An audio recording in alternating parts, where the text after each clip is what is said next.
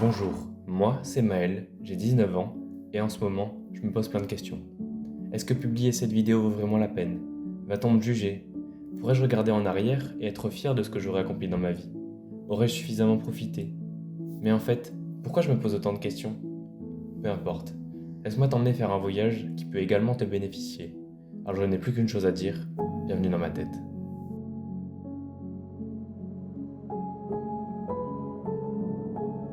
Une personne qui réfléchit tout le temps ne pense plus qu'à ses propres pensées. Il perd ainsi le lien avec la réalité et vit dans un monde fait d'illusions. Par pensée, je fais spécifiquement référence à des conversations avec soi-même, des répétitions perpétuelles et compulsives de mots, d'estimation et de calcul. Je me retrouve plutôt bien dans les paroles d'Alan Watts.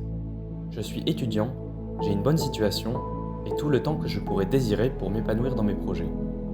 Pourtant, quand je suis seul, j'ai ce flot de pensées venant simultanément du passé et du futur, constitué de souvenirs, de rêves, de craintes et d'anticipations. En me faisant ce constat, je me rends alors compte que je me suis interdit de réaliser tellement de rêves par peur que tout se complique ensuite. Tous les projets que j'ai abandonnés en cours de route après des heures et des heures de réflexion.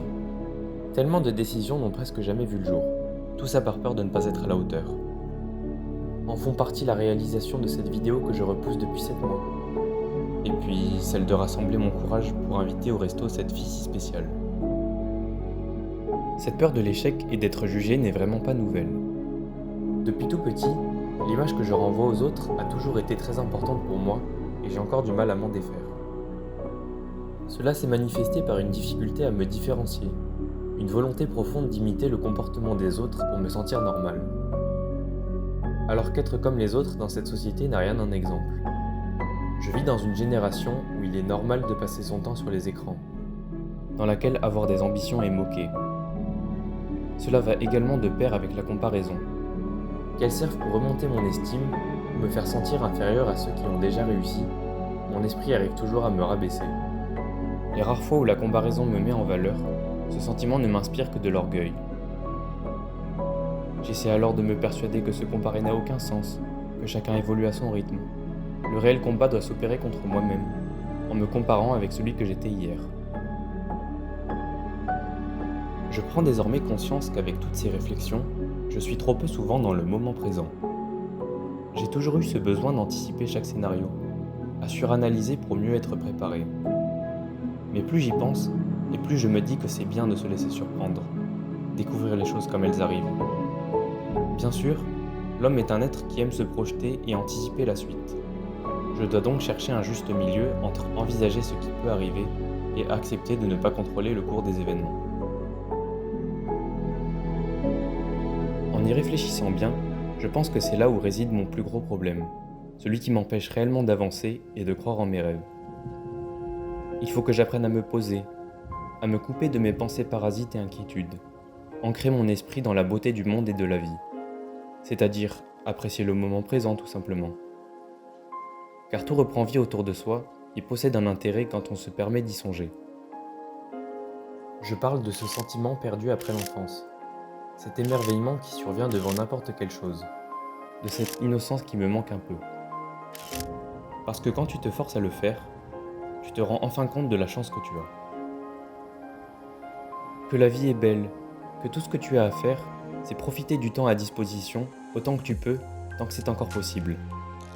De se faire ce petit rappel mental que le temps n'est pas infini, que tu as un séjour chronométré sur Terre et que tu n'auras plus jamais l'âge que tu as aujourd'hui.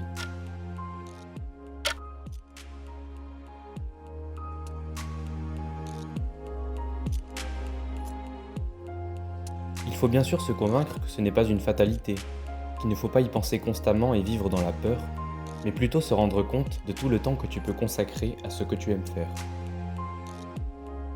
Désormais, ce qui me fait avancer, c'est de savoir qu'il existe une fin, et c'est ça qui rend la vie si précieuse. Parce que dans ce monde étrange, c'est lorsque tu es vieux et fatigué par la vie que tu peux enfin profiter des richesses que tu as accumulées, qui ne sont finalement que matérielles et monétaires. Et c'est là que tu te rends compte que tu as mal compris le sens de la vie, Parce qu'après cette réalisation, tu t'apercevras que tu aurais mieux fait de mener une vie riche de souvenirs plutôt que de billets colorés. Et c'est à cet instant précis où tu voudras revenir en arrière pour avoir la chance de profiter de ta jeunesse. Seul problème, tu n'auras pas de deuxième chance. Tu vis ta seule et unique existence, donc accomplis ce que tu veux faire, et ça, sans attendre que tout soit parfait, car ce ne sera jamais le cas. Lance-toi, et au pire tu échoueras, tu ne peux qu'apprendre de tes échecs. Parce qu'en fin de compte, il n'y a qu'une seule chose qui puisse rendre un rêve impossible. C'est la peur d'échouer. Au final, peut-être que produire cette vidéo ne m'aura permis de répondre à aucune de mes questions, mais au moins, j'ai surmonté cette peur de l'imperfection qui me hante depuis si longtemps. C'est l'aboutissement de mes pensées, mais aussi de mes doutes, mon carnet de bord personnel. Un passage clé de ma vie par lequel je voulais passer. Une visualisation de tout le cheminement parcouru et tout ce que je peux envisager pour la suite de mon aventure. Parce que je suis conscient que ce n'est pas la fin de mes questionnements, mais au contraire un nouveau départ. Un nouveau départ dans lequel j'accepte ses pensées et ses doutes pour mieux me comprendre. J'aurai enfin franchi le premier pas vers l'acceptation de mes défauts pour évoluer vers une meilleure version de moi-même.